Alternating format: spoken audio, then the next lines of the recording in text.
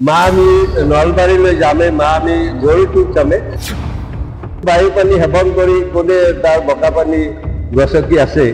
এই কথাটো ডাংকুপ মাৰি ক'লে নহ'ব মন্ত্ৰীত্ব থাকিলে চব কথা সম্ভৱ নহয়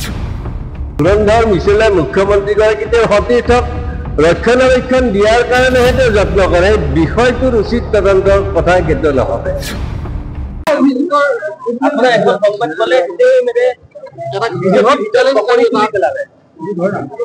আচলতে কথাটো অন্য ধৰণে আহিব লাগিছিল মই চাইছিলো এসপ্তাহ আগত মই এই বিষয়ে সংকেত এটা দিছিলো কিন্তু কোনেও এই কথাটোত গুৰুত্ব দিয়া দেখা নগ'ল আৰু সেইকাৰণে মই ৰাইজক অৱগত কৰা মোৰো এটা দায়িত্ব যিহেতু ৰাজনৈতিক দলত মই আছো আৰু চৰকাৰৰ হৈ থকা অনিয়মবিলাক বিৰোধী পক্ষই জনাব লাগে আৰু সেই হিচাপে মই দায়িত্ব মই পালন কৰিছিলো আৰু তাৰ পিছত আপোনালোকৰ যিটো ভূমিকা সেইটোক আচলতে বৰ্তমান সময়ত প্ৰশংসা কৰিবলগীয়া কাৰণ মই কোৱাৰ পিছত যদি আপোনালোকে এই বিষয়টো তুলি নধৰিলেহেঁতেন তেনেহ'লে এই ফলটো ভাল ফলটো সমগ্ৰ অসমে নাপালেহেঁতেন ইয়াৰ পৰা বহু মানুহ এতিয়া সংযমী হ'ব বহু মানুহ সাহায্য লোৱাৰ চিন্তা কৰিব আৰু পৰৱৰ্তী তেওঁলোকৰ কাজ কাম বিলাকক ভাল হ'ব এইটোৱে আপোনালোকৰ এটা যোগাত্মক দিশ আমি দেখা পাইছোঁ মন্ত্ৰীয়ে কৈছে আপুনি অশিক্ষিত মানুহ আপুনি নাজানে একো অশিক্ষিত মানুহ তেওঁতো সেইকাৰণে যোৱাকালি ক'লে নেকি যে লকবলগীয়া কথা কৈছে তাৰমানে কি মুখ্যমন্ত্ৰীজনে কৈছে যে হিমন্ত বিশ্ব 1000 বাৰ মিছা কথা ক'ব পাৰে আৰু তেওঁৰ মন্ত্ৰীজনে ৰণদীপ সিংগীয়ে যদি কয় যে অশিক্ষিত বুলি তেওঁ সেইকাৰণে এবাৰ কৈছে তেওঁলোক তেনেকুৱাই চৰিত্ৰৰ মানুহ এতিয়া কৈছে যে নক'বলগীয়া কথা কৈছে কাৰোবাক দুখ দিছে যদি কিন্তু মই এটা কথা নলবাৰীত এজনৰ আগৰ সন্মুখত কৈছিলো মই কথাটো যে মই যিটো বিষয় উপস্থাপন কৰিছিলো তাত মেট্ৰিক পাছৰ দৰকাৰ নাই মানুহৰ সমাজৰ প্ৰতি দায়বদ্ধতাৰহে তাত চিন্তাটো প্ৰকট হৈছিল গতিকে শিক্ষাৰ ক্ষেত্ৰত তেওঁলোকেহে এইটো চলে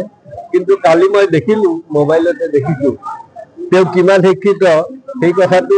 ভালদৰে দেখুৱাইছে বা তেওঁলোকৰ পুৰুষনামাখনো দেখুৱাইছে গতিকে এই বিষয়ত আৰু মই ক'ব লগা নাই আপোনালোকক আকৌ এবাৰ ধন্যবাদ দিছো যে দুধ কা দুধ পানী কা পানী যিটো সম্পূৰ্ণ বিষয়টো সমগ্ৰ অসমবাসীক পাত পাতকৈ দেখুৱাই দিছে হয় সুন্দৰ প্ৰভাৱ পৰিছে যিয়ে বিজ্ঞ লোক তেওঁলোকে যে ভোটটো সেইগৰাকী ব্যক্তিক দি বিধায়ক বনাইছিল তাৰ কাৰণে দুখ কৰিছে আৰু এনেকুৱা বহু ব্যক্তি পাইছো যে সেইবাৰ যি হল এইবাৰ কিন্তু আমি তেওঁক উৎখাত কৰিম গতিকে এনেকুৱা মন্তব্যৰে আমাৰ নলবাৰী সমষ্টিটোত এটা ভাল প্ৰতিক্ৰিয়া দেখা গৈছে আৰু সমগ্ৰ অসমৰ লগত নলবাৰীবাসী ৰাইজেও যথেষ্ট সতৰ্ক হৈছে কিন্তু মোৰ নলবাৰী হিচাপে মোবাইলত এটা গান শুনিছিলো মা আমি নলবাৰীলৈ যামে মা আমি গৰুটোক যামে এইটো কাৰণ আমি নলবাৰীত জন্ম হৈ ডাঙৰ দীঘল হৈ এতিয়ালৈ আছো কিন্তু যিয়ে নলবাৰীত নামটোহে প্ৰয়োগ কৰে তাত হাৱা পানী নাখায় তাত তেওঁলোকে নাথাকে তেওঁলোকৰতো এই আৱেগটোক নাই যেতিয়া মা আমি নলবাৰীলৈ যামে মা আমি গৰু চুৰ চামে এই গানটো যেতিয়া শুনো আমাৰ হৃদয়ত কঁপনি উঠে কিন্তু তেওঁলোকৰতো সেই কথাটো নাই যাৰ কাৰণে আজি এই কবিতাটো লিখিব লগা হ'ল গতিকে সেই নহয় মানে এতিয়া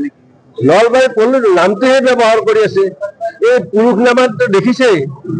কোন কেনেদৰে ক'ত গ'ল ক'ৰ পৰা ক'ত গ'ল এইবিলাক কথাটো মই আৰু ক'ব লগা নাই আপোনালোকে এইটো বিতংভাৱে সমগ্ৰ অসমবাসীক দেখুৱাইছে গতিকে কোনে নলবাৰী বায়ু পানী সেৱন কৰি কোনে তাৰ বোকা পানী